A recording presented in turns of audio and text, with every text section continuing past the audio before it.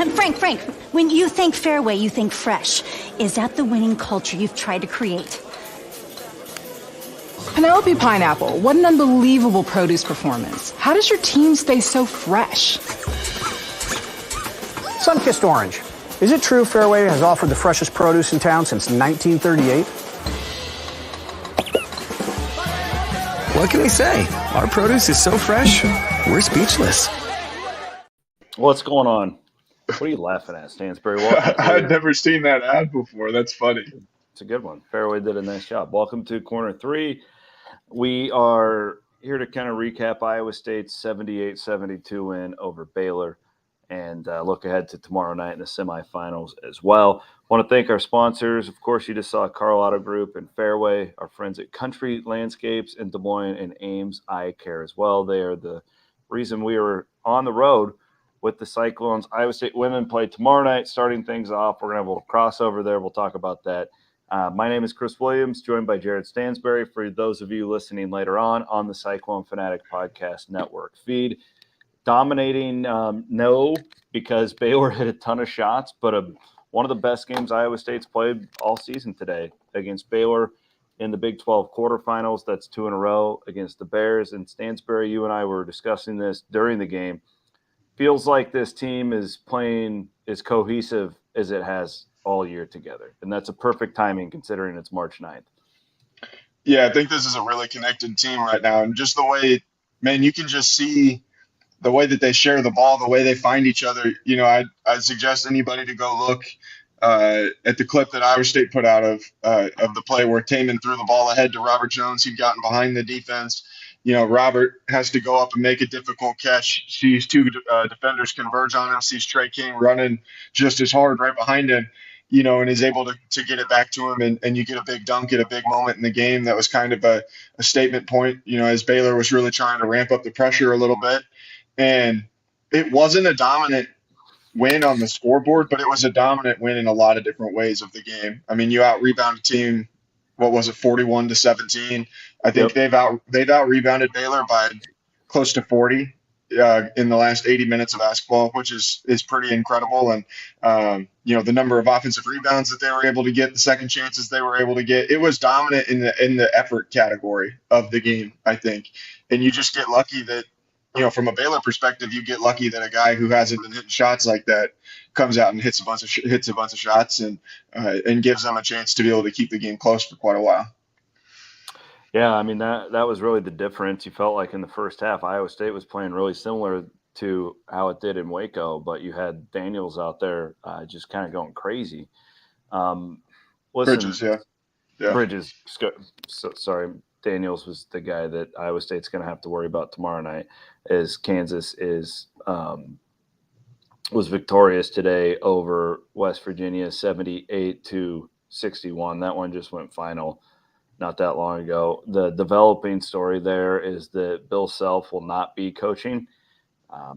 Health problems for Kansas's head coach, but Jared, we've covered a lot of these Iowa State and Kansas games in the T-Mobile Center, and it's really one of the best atmospheres you could possibly get if you're an Iowa State fan. I always say that the one Liberty Bowl when the stadium was half and half with Memphis was pretty breathtaking. That was really cool, just super unique to be playing a team on their home field like that, whatever. This is about as good as it gets in my mind, atmosphere-wise, if you're an Iowa State fan, when you get that game with Kansas in the Big 12 tournament. So I'm amped up for this one. Let's think about this. Is there a game in the country that can be bigger in a conference tournament than this one, besides maybe North Carolina and Duke playing in Raleigh in a game like that? I mean, you think about the atmospheres that these two teams put on, the games that they put on. They're always such high-level games that are really exciting. It's as good as, I mean, this is conference tournament basketball right here, you know. And, man, I do want to say, you know, you could put the rivalry aside and a lot of things like this. Man, prayers up for Coach Self. I hope that he, you know, recovers well and is able to get back with his team and, you know, be there for the NCAA tournament right now, because I think that, you know, and just be healthy, you know, and get back to coaching. I think everybody, you know, loves what Bill Self represents as a competitor. So no doubt. This game is going to be fantastic. if Iowa State is able to play the way that they have played in these last two games, and we know how good Kansas is. Kansas has been playing at a really high level right now. This is going to be one of those kinds of games that I think people can remember for a long time if Iowa State's able to win on a Friday night. And that the atmosphere is going to be electric. You already know it's going to be the last person out of Ames shut the lights off at this pace. Well, and we're recording this before the night session tonight. But if Kansas State beats TCU, then you've got the three biggest fan bases all playing in the semis tomorrow night. And I would assume the Kansas State fans will be rooting for Iowa State in that one. But regardless, that's going to be a tough ticket. If you want to buy tickets for that one, I would buy them as soon as possible, because once Kansas State wins too, you're going to be – I would guess you're going to be paying $250 just to get in the door for that game coming up tomorrow night.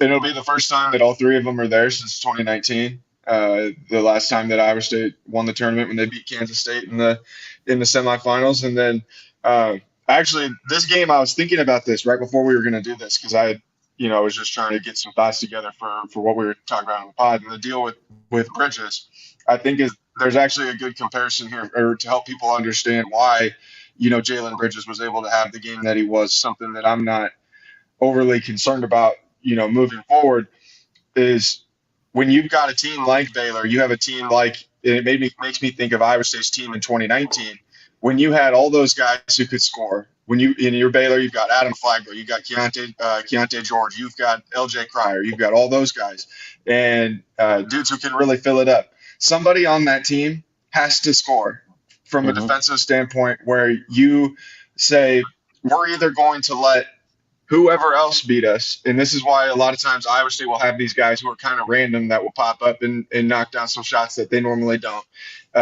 Or we could let Adam Flagler, Keontae George, or LJ Cryer beat us. And it reminds me of in 2019, it's are we going to let Michael Jacobson beat us, or are we going to let Mariel Shayok beat us? Or are we going to let Lindell Wigginton beat us? Because we know that those last two guys, or we know that LJ Cryer, Adam Flagler, and Keontae George, those 2-3 guys could beat you by themselves if they get hot. And Jalen Bridges, as good as Jalen Bridges is as a player, he was 0 for 5 from 2 on Saturday and 1 for 5 from 3. So he was 1 for 9 from the field, and then comes out tonight and hits his first 9 shots and goes 6 of 6 to start from 3. That was a scouting report thing today. You take your chances with that, man. If Jalen Bridges is going to knock down those shots, then, man, sometimes you just got to tip your cap to him. And it just is, the guy played the game of his life, and you still win the game. But I'll give you credit. You said it out loud. I was kind of thinking it when it was halftime. You were pretty confident that Iowa State would win. Now then he went out and hit a couple more to start the second half, but it had that feel. In like you said, like the thought that guy was going to keep doing that. What did he take? Like one field goal in the last 10 minutes of the game? So Iowa State really locked down on him after that.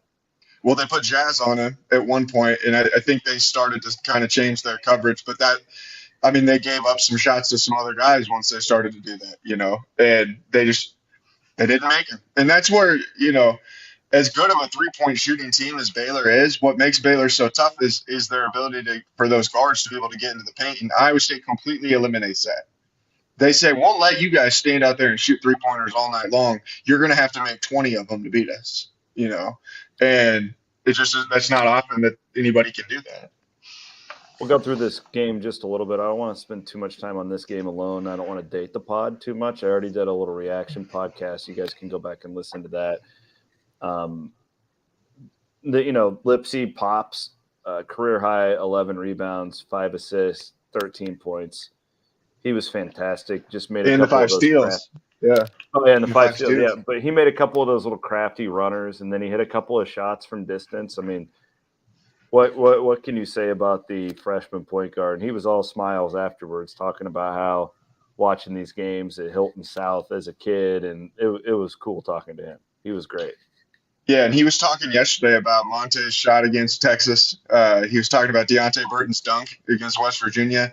You knew that this was something that was special for him to be able to play in this tournament, to play in this arena, and obviously do it for Iowa State.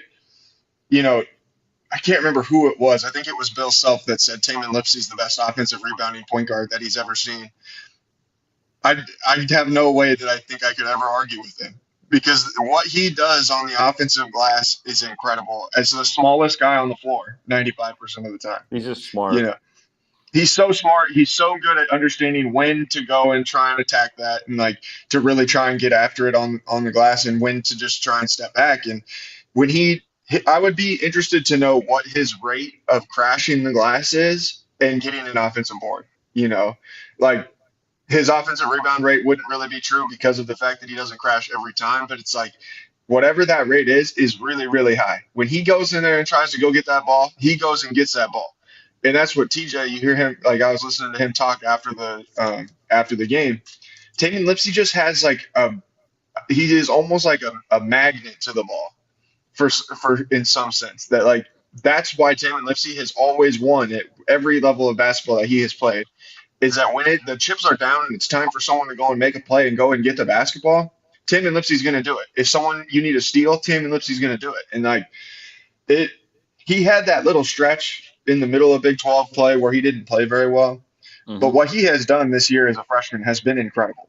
You know, he is on pace right now to be an All-American type of player, to be someone who can be, you know, one of the best point guards in all of college basketball. And shoot, he might already be there in that conversation at this point, and he's a freshman, and he can't shoot the ball. You know, that's the thing.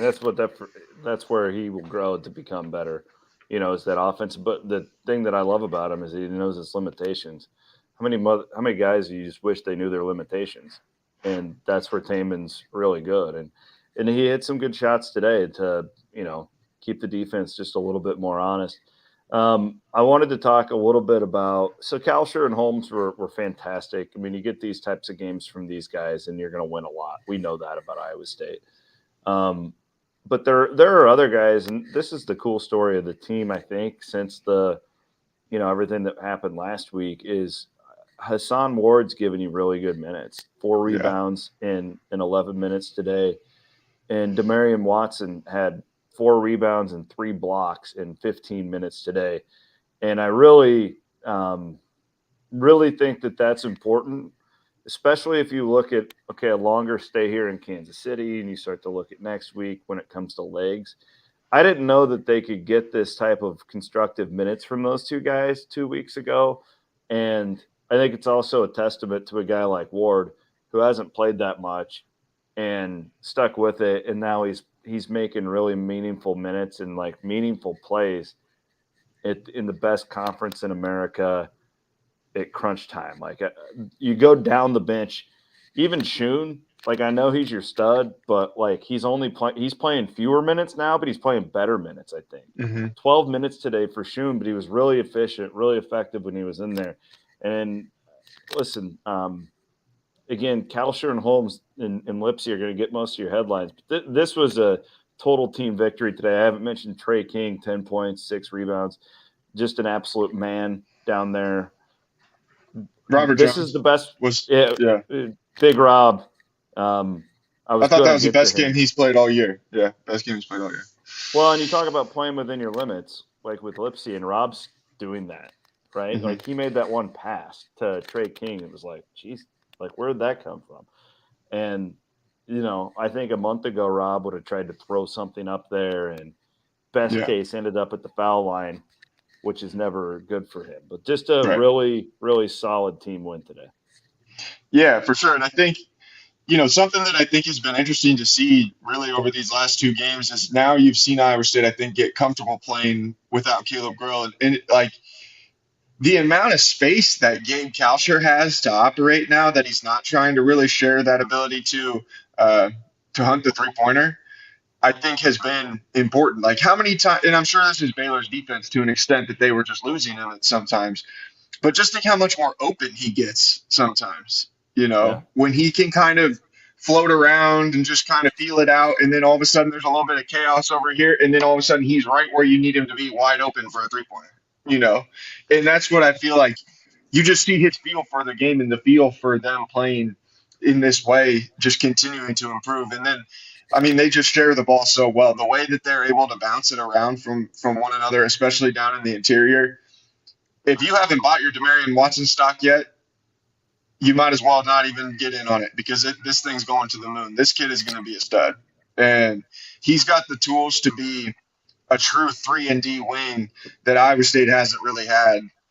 I mean, since Mariel Shayok, but I'm not saying he's going to be Mariel Shayok, but that's the kind of tools that he's got. And it's just, as he continues to improve offensively, he's so good with his cutting and being able to find good spots in the defense.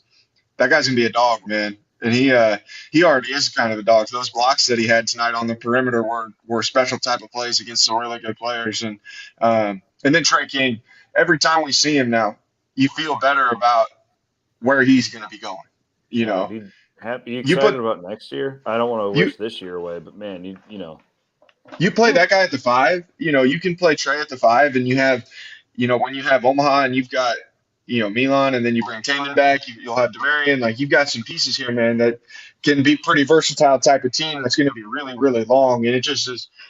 Trey is a grown ass man. He just bullies people, and when he gets people buried underneath the rim, he scores every time. And it just is. You're seeing him become more and more comfortable in his role. I thought it was interesting what TJ said about him yesterday, and you're going to have a story coming up next week on him that'll be really good. But he just talked about how when you come in as a mid-year transfer, TJ said he'd never had a mid-year transfer before that. So it was like he didn't really know. I don't think anybody really knew. How do you work this guy into what you guys are doing? And you can give him too much too soon on some level, but you also need him. It's like sink or swim. You got to be able to pick it up or you can't play, And now you're finally starting to see, like, Trey King is swimming now. He's not just like doggy paddling, keeping his head above water. Like, Trey King is out there. Is like Michael Phelps out there now, he just looks that part. Like, I mean, he made a couple of those big plays and just, I mean, I don't know how much shit he was actually talking, but he's got the swagger to him now where it's like, this isn't. I mean, imagine that guy playing in the Horizon League or whatever. Like, he would be killing dudes down there with some of the things that he can do. I talked to him for about 15 minutes yesterday, one-on-one, and the discipline that a guy like that. So, like, we've seen all these transfers come from Iowa State in the past. They've always had, like, people to work with. And Trey was talking about the discipline that it took for him to get to the gym, when the guys are on road trips and he's not there, like, by himself a lot of times, like, alone in the Souk Up when the guys are in Morgantown, West Virginia and stuff. And the proof is out there now. Like, you're seeing that he put in those hours, and yeah, it'll be a really fun offseason, I think, for Trey and for that coaching staff to kind of piece together where he fits in next year, because I think he could be an all Big 12 type guy. Yes, potentially next year, at least second team or so. Real quick, Kalscheur, really happy for Gabe, guy who has, by all means, from what I've heard behind the scenes, just been awesome all year. Awesome teammate. Really just put in the work, and the whole neutral site Gabe thing just cracks me up, but goddamn, it's true. Like, he's so good in these types of games, and he was phenomenal today. 6 of 11 from 3. I'm really confident if Gabe Kalscheur is going 9 of 15, there's not a lot of teams that'll beat Iowa State if they're playing this cohesive style of ball. This is why we need Iowa State to get to, like, Sacramento or to Orlando or something, get in one of those NBA arenas. We know Gabe's going for 30, guaranteed. Yeah. And so you see the site, we know. All right, yep, Gabe's showing up tonight. You already know. But no, it's fun because you can tell Gabe's having a lot of fun, Yeah, And I think there were times last year, maybe even been some times this year where you don't always want, know if he's having a ton of fun. But I was talking to him after the game. He was telling me about how much fun they have in the locker room. He was telling me about how they play spades back at the hotel and talk shit to each other all the time. Yeah. I mean, interesting choice. I imagine that a game of spades, you get Robert Jones, you get Jaron Holmes in there playing some spades. I mean, I don't even want to know what that cast of characters is getting into. The best quote of post game was what Robert Jones said to us.